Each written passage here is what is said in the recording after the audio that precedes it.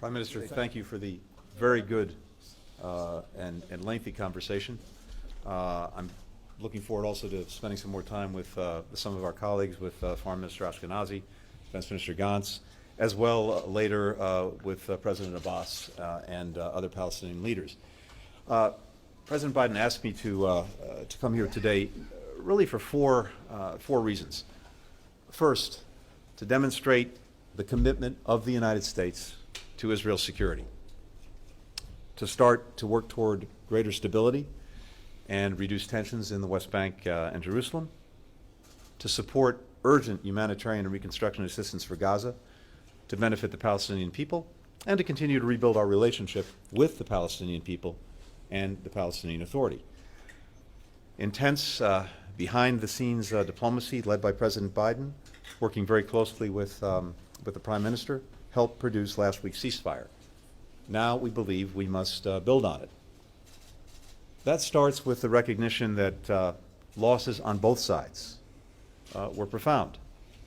Casualties are often reduced to numbers, but behind every number is an individual human being, a daughter, a son, a father, a mother, a grandparent, a best friend. And as the Talmud teaches, to lose a life is to lose the whole world, whether that life is Palestinian or Israeli.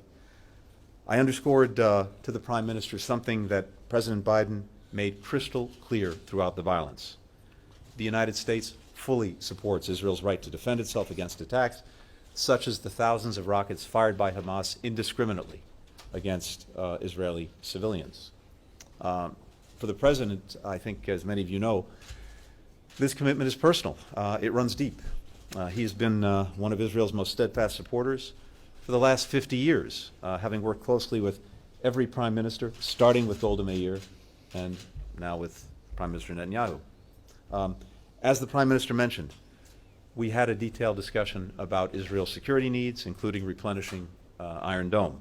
We'll continue to strengthen all aspects of our long-standing partnership.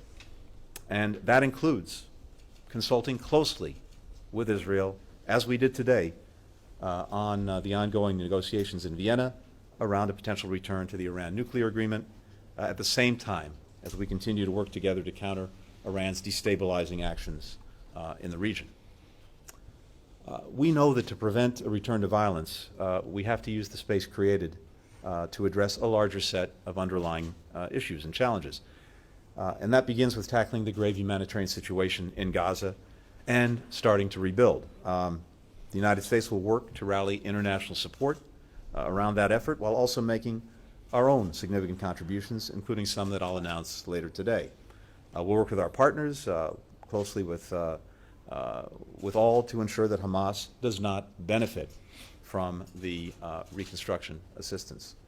At the same time, we need to work to expand opportunity for Palestinians in Gaza and in the West Bank, including by strengthening the private sector, expanding trade and investment, and other means. Assistance and investment like these will help foster a more stable environment that benefits Palestinians and also benefits Israelis. Prime Minister and I had a chance to discuss other steps that need to be taken by leaders on both sides to set a better course for their shared future.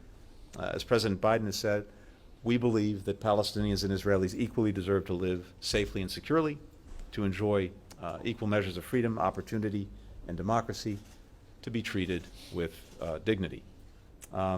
We also discussed some of the intercommunal violence that erupted in Israel during the conflict, and healing these wounds will take leadership at every level of society, from elected officials to community leaders to neighbors. And we very much welcome the statements the Prime Minister made and members of his government made condemning the attacks regardless of whom they targeted. In our own country, in the United States, we've witnessed a shocking eruption of anti-Semitic attacks. As President Biden said just yesterday, they are despicable and they must stop. There's a lot of hard work ahead to restore hope, respect, and some trust across communities. But we've seen the alternative, and I think that should cause all of us to redouble our efforts to preserve the peace and improve the lives of Israelis and Palestinians alike. But Prime Minister, again, thank you so much for all the time. Thank you for the very, very good conversation, and we look forward to doing a lot of work together. Thank you. And thank you and the President for your strong statements against anti-Semitism. Masquerading as anti-Zionism, but it's anti-Semitism. And you took a bold position, clear position, and we appreciate it. I think all decent people everywhere appreciate that stance. Thank you.